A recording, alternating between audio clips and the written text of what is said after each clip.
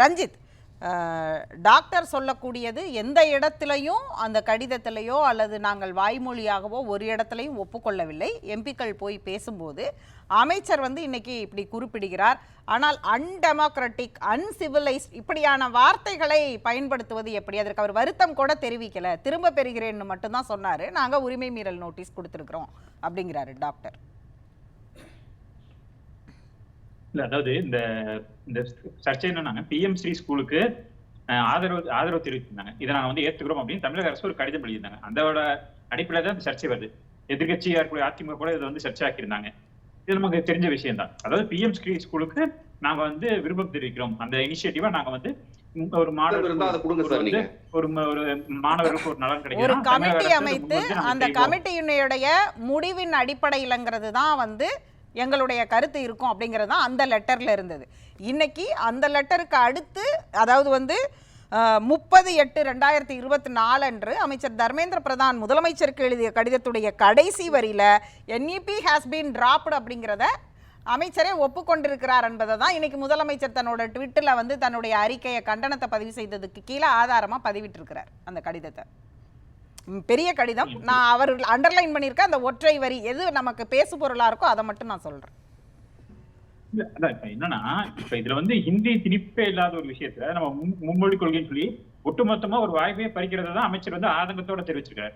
தமிழக மாணவர்களுக்கு கிடைக்கக்கூடிய ஒரு வாய்ப்பை பறிக்கிறாங்களே, இது தமிழகத்துக்கு மட்டும் ஏன் ஒரு எதிர்ப்பை பண்ணணும்? இது ஒரு அரசியல். ஏன்னா பக்கத்துல தென் மாநிலம் சொல்லக்கூடிய கர்நாடகால இருக்குது, அது இன்னைக்கு காங்கிரஸ் ஆள்றாங்க. அங்க மும்மொழி கொள்கை தான் இருக்கு. கேரளா மும்மொழி கொள்கையை ஏத்துக்கிட்டு இருக்குது. எல்லா மாநிலமும் மும்மொழி கொள்கையை ஆதரிக்கிறாங்க. பாஜக ஆளாத மாநிலங்களிலும் மும்மொழி கொள்கை இருக்கு. தமிழ்நாடு மட்டும் ஏன் இதை வைத்து அரசியல் பண்ணணும்? இவர்கள் அரசியல் செய்யறாங்க அப்படிங்கிறாங்க. தொடர்ந்து அவரை பேச சர்ச்சை பண்ணும்போது ஜனநாயக விரோதமாகவும், நீங்க சொல்ற வாதத்தின் அடிப்படையில அரசியல் செய்கிறார்கள் என்றால், இதே விவாதங்கள்ல பல இந்த கருத்துக்கு எதிராக கருத்தை வைக்கக்கூடியவர்களோ அல்லது அமைச்சர் PTR அவர்கள் கொடுத்திருக்கக்கூடிய அந்த பேட்டியில சொல்லக்கூடியதோ மும்மொழி படித்தவர்களுடைய வளர்ச்சி அல்லது மூன்றாவது மொழியாக இன்னைக்கு எல்லா மாநிலங்களும், தமிழ்நாடு உட்பட மற்ற மாநிலங்கள்ல மும்மொழி கொள்கை இருக்கிறதுல 3 மொழிகள்லயும் அவங்க எக்ஸ்பர்ட்டா இருக்காங்களா அப்படின்னு ஒரு கேள்வி. இப்ப கூட டாக்டர் கலாநிதி கேட்டார், ஏன் ஆங்கிலத்துல கூட பேச மாட்டேங்கிறாங்க, வடமாநில எம்பிக்கள் ஹிந்தியில் மட்டுமே பேசுகிறார்கள், அங்கதான் மும்மொழி கொள்கையை ஆதரிச்சிருக்காங்களே, அப்ப அதோடைய பயன் என்னவாக இருக்கிறது அப்படின்னு ஒரு கேள்வியை கேட்கிறாங்கல்ல, அதற்கான விளக்கம் என்ன? இப்ப எம்பிகள் எல்லாருமே ஆங்கிலத்துல வல்லமை வாழ்ந்தவங்களா இருக்கணுமானா அது முடியாது. ஏன்னா அவர்கள் மக்களோட பிரதிநிதிகள் சாமானியர்களா கூட இருக்கலாம். அதனால அந்த மாநில மொழிகள் மட்டுமே தெரிஞ்ச ரீஜனல் லாங்குவேஜ் தெரிஞ்சவர்களா கூட இருக்கலாம். இல்ல சில நேரம் அவர்கள் ஒரு கொள்கை முடிவா கூட நாங்க இங்கிலீஷ் தெரியும் ஆனாலும் பேச மாட்டோம். ஒருவேளை தமிழக எம்பிகள் இந்திய கத்துக்கிட்டு அவங்க என்ன சொல்றாங்க தெரிஞ்சுக்கிட்டு இவருக்கு ஹிந்தியில பதில் சொல்ல மாட்டேன்னு சொன்னா அது நம்மளோட ஒரு கொள்கை பிடிவாதமா இருக்கலாம். ஆனா நம்ம என்னன்னா மாணவர்களை கத்துக்க விட மாட்டோம். இப்ப தர்மேந்திர பிரதான் அவர்கள் சொன்னார், அவரு ஒடிசால இருந்து வராரு, அங்க இருக்கக்கூடியது ஒரியா ஆங்கிலம் கத்துக்கலாம், அடுத்து ஹிந்தி தான் கத்துக்கணுங்கிறதுல அதுக்குதான் அவர் மேற்கோள் காட்டினாரு. என் மகளே மராத்தி கத்துக்கிறாங்க, இங்க ஹிந்தி திணிப்பே கிடையாது, யாருக்கு என்ன விருப்பமோ கத்துக்கிறாங்க அப்படின்னு. இல்ல அவங்க இன்னொரு கேள்வியும் கேக்குறாங்கல்ல, அதாவது செம்மொழின்னு இருக்கக்கூடியது அட்டவணையில இருக்கக்கூடிய எல்லா மொழிகளுக்கும் இங்க ஆசிரியர்கள் இருக்கிறார்களா, அதற்கெல்லாம் நிதி ஒதுக்கப்பட்டிருக்கிறதா? ஒதுக்கப்பட்டிருக்கிறது இந்திக்கும் சமஸ்கிருதத்துக்கும் தான் நிதி ஒதுக்கப்பட்டிருக்கு. அப்ப இந்த மூன்றாவது மொழி என்கிறது ஆட்டோமேட்டிக்கா இது ரெண்டுல ஏதோ ஒன்று தானே இப்ப டாக்டர் கேட்டாரே, அதற்கான பதில் என்ன? இதுதான் இங்க என்னன்னா, இப்ப ஹிந்திக்கு சமஸ்கிருதத்துக்கு ஒதுக்கலைங்க, அவங்க 3வது மொழியை கத்துக்கிறதுக்கு நிதி கொடுக்குறாங்க. இப்ப இந்த 2000 கோடிங்கிறது இந்த PMC ஸ்கூல்களுக்கான நிதி. ஒரு 1000 ஸ்கூலை தேர்ந்தெடுக்கிறாங்க, அந்த 1000 ஸ்கூலை மேம்படுத்துறதுக்கான நிதி. நீங்க இருக்கு தமிழ்நாட்டில் இருக்க 40,000 ஸ்கூலுக்கும் அதை மென்ஷன் பண்ணல. 40,000 ஸ்கூலுக்கு அந்த 2000 கோடி பத்த போறது இல்லை. அப்ப இது இந்த PMC அமல்படுத்துறதுக்காக தர அப்படிங்கிறாங்க. அப்ப இது முதல் கட்டமா ஒரு இனிஷியேட்டிவ். அதனாலதான் ஒரு மாடல் ஸ்கூலா கொண்டு வராங்க. இந்த மாடல் சக்சஸ் ஆனா அதை இன்னும் எல்லா பள்ளிகளும் கொண்டு போறதுக்கான ஒரு முயற்சி தான், ஒரு முன்னெடுப்பு தான் இது அப்படிங்கிறத பாக்குறோம். இப்ப 22 மொழியுமே கத்துக்கிறதுக்கான அவசியம் வருமானு பார்த்தோம்னா அதுக்கான வாய்ப்புகள் குறைவுதான். எல்லாருமே சிந்தி கத்துக்கிறோம், தோகரி கத்துக்கிறோம்னு கிளம்ப போறதில்ல. இன்னைக்கு எது தேவையா 1000 பள்ளிகள் அப்படிங்கிறது நாம ஒரு முன்மாதிரி பள்ளிகளை கட்டமைக்கிறது. ஆனால் நாம சொல்ற வார்த்தைகள் என்னவாக இருக்கு அப்படின்னா, அதாவது இந்த மாணவர்களுடைய அவர்களுடைய ஒரு மொழிக்கான ஒரு கற்றல் திறனையே நாம கேள்விக்குள்ளாக்குறோம், அவர்கள் கற்றல் திறனுக்கே தடை விதிக்கிறோம் அப்படின்னா எல்லா மாணவர்களுக்கும் கிடைக்கல, இது ஒரு குறிப்பிட்ட மாணவர்களுக்கு கிடைக்க போற ஒன்றாதான் இருக்கு. அப்ப நான் சொல்லும் பொழுது ஏன் 3வது ஒரு மொழியை ஏழை மாணவர்கள் கற்றுக்கொள்ள கூடாதா அப்படின்ற இடத்துல இருந்து இந்த வைக்கிறோம்.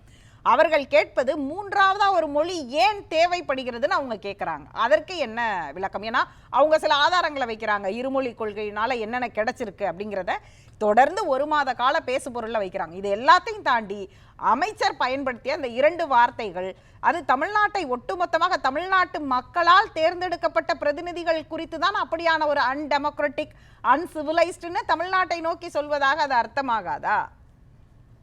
அதுதான் இதுதான் வர முதல்ல வந்து என்னன்னா, இந்த இருமொழி கொள்கையில தான் நாங்க சாதிச்சிட்டோம், மும்மொழி கொள்கை வந்தா பாதிப்பு அப்படிங்கிற மாதிரி நம்ம ஒரு பிம்பத்தை உருவாக்குறோம் இல்லையா? இந்தியா முழுக்கவே வெஸ்ட் பெங்கால், பஞ்சாப், ஹிமாச்சல பிரதேஷ், கர்நாடகா, ஆந்திரா, தெலுங்கானா, இங்க கேரளா, தென் மாநிலங்கள், பாஜக அல்லாத மாநிலங்கள், இந்த தென்னிந்திய மாநிலங்கள் எல்லா இடத்துலயுமே மும்மொழி இருக்கு. குஜராத் முதற்கொண்டு அந்த மாநிலங்கள் எங்க பின்தங்கிருச்சு? இப்ப நம்ம வந்து சில ஒரு இப்ப உத்தரப்பிரதேஷ், பீகார் எல்லாம் நம்ம குறிப்பிட்டு இருக்கோம். அது அரசியல் காரணங்களால் பின்தங்கி இருக்கு, இன்னைக்கு முன்னேற்றி போயிட்டு இருக்கு. இப்ப கேரளா எந்த விதத்துல மும்மொழி கொள்கையை ஏத்துக்கிட்டனால கேரளால என்ன பாதிப்பு? மலையாள மொழி எந்த அளவுக்கு அழிஞ்சிருக்கு? இல்ல குஜராத்தி எந்த அளவுக்கு அழிஞ்சிருக்கு? வெஸ்ட் பெங்கால பெங்காலி எந்த அளவுக்கு அழிஞ்சிருக்கு? எதுவுமே இல்ல. குஜராத் நம்மளோட பல விஷயங்களும் முன்னாடி இருக்கிறாங்க. கேரளா நம்மளோட பல விஷயங்கள் நம்மளோட முன்னாடி இருக்காங்க. மகாராஷ்டிரா நம்மளோட பல விஷயங்கள் முன்னாடி இருக்காங்க.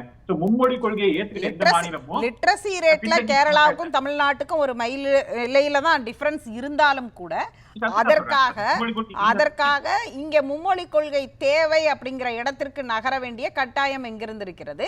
அதுதான் ஒட்டுமொத்த கல்வியாக்கமாக மாறுங்கிற இடத்திற்கு எப்படி நகர்கிறோம்? இன்னொன்று, தமிழச்சி இன்னைக்கு வைக்கிற வாதமும் மாணவர்களுக்கு கொடுக்கக்கூடிய நிதியில் விளையாடாதீர்கள் அப்படின்னு தான் சொல்றாங்க.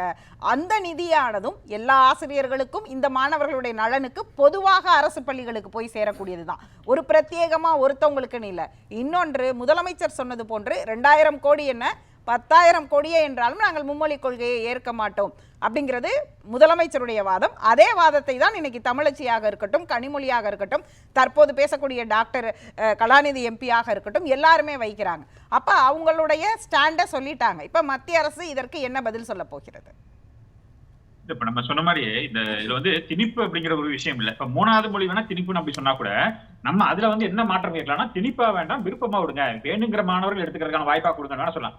மொழியை வாய்ப்பா கொடுக்குற மாதிரி எந்த மொழிக்கு அது வாய்ப்பா கொடுக்குறமே 3வது மொழி வேணுமா வேண்டாமாங்கிற முடிவு பண்ணக்கூடிய வாய்ப்பை வந்து அந்த மாணவனுக்கு கொடுங்கன்னு வேணா சொல்லலாம். அதுதான் வந்து நியாயமான ஜனநாயகமா இருக்குமே தவிர ஒருத்தருக்கு வாய்ப்பை பறிக்கிறது. ஏன்னா ஒரு 10 மாணவன் படிக்கணும்னு நினைச்சா கூட அந்த வாய்ப்பை தடுக்கிறது வந்து நவீன தீண்டாமையா தான் நான் பாக்குறேன். ஏன்னா கடந்த காலங்கள்ல சமஸ்கிருதம் கத்துக்க கூடாது, ஆப்ஷனா இருந்ததுன்னா அதற்கான வழிகள் நிறைய இருக்கு. அவங்க கத்துக்கிறதுக்கான வழி நிறைய இருக்கு இல்லையா? அதுக்கான வழி எடுத்துக்கலாம். அதான் நாங்க கேக்குறோம். பணம் இருக்கிறவர்களோ இல்ல வந்து வாய்ப்பு இருக்கிறவர்களோ கத்துக்க முடியும் அப்படின்னா, ஒரு தமிழகத்தோட தென்கோடியில இருக்கக்கூடிய ஒரு குக்கிராமத்துல இருக்க ஒரு மாணவனுக்கு ஒரு வாய்ப்பு கிடைக்குமாக இருந்தால் அதை ஏன் நம்ம வந்து பறிக்கணும்? அதை சொல்லுகிற விதம் என்று ஒன்றும் இருக்கிறது. அதற்கு அன்டெமோக்ராட்டிக், அன்சிவிலைஸ்டுங்கிற வார்த்தையை மக்களால் தேர்ந்தெடுக்கப்பட்ட பிரதிநிதிகளை பார்த்து சொல்லுவதும், இங்கே அவரே திரும்ப பெற்ற பிறகும் பாஜகவுடைய மாநில தலைவர் அது குறித்து என்ன பேசினார் அப்படிங்கிறது நமக்கு தெரியும். அப்படி சொன்னதுல என்ன தவறு அப்படிங்கிறது வந்து என்ன மாதிரியான ஒரு வாதம்?